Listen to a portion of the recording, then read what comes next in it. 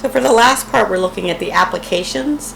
The first grouping, these first four problems they're called literal equations, which is when you just have more than one variable.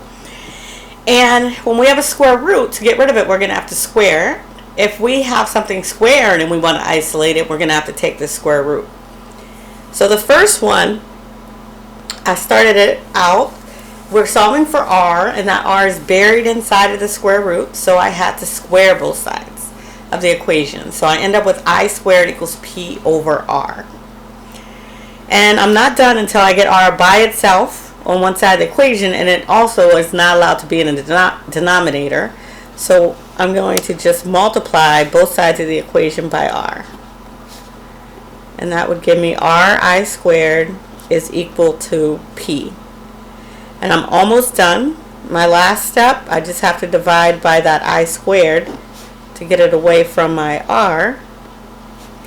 So that's my finished product, is r is equal to p divided by I squared. For number 2, this time I'm solving for s. And again, this is buried inside of a radical. So I'm going to have to square both sides. And I get r squared is s over 4 pi. And s is not in the denominator this time, which is great, but right now it's being divided by 4 pi, so I'm going to have to multiply both sides by 4 pi.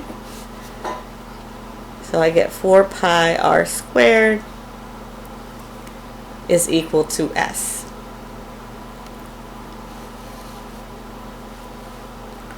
Number 3, I want to solve for r. So first, I want to get rid of that pi.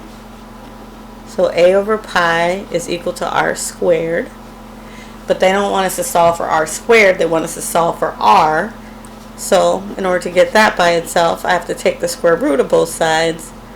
So the square root of a over pi is equal to r.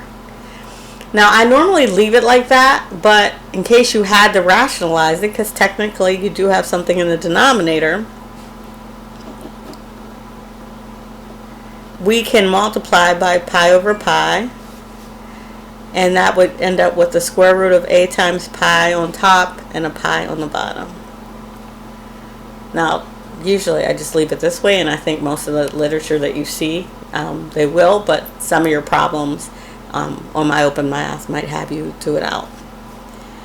And then number 4, we want to get w by itself. So again, it's buried inside of there, so I'm going to have to square both sides first. And I get d squared equals l squared plus w squared. I'm going to subtract the l squared. So d squared minus l squared equals w squared. And they want to solve for w, not w squared. So then I have to take the square root of both sides, and I end up with w is the square root of d squared minus l squared. And then for these word problems, we're looking at the Pythagorean theorem, which we looked at before when we were doing just the quadratics and quadratic equations. But here, if we only have like one variable squared and not like w squared plus 2w's, so we don't have to like set it equal to 0, we can use the square root to solve for it. So it's a little bit quicker problems.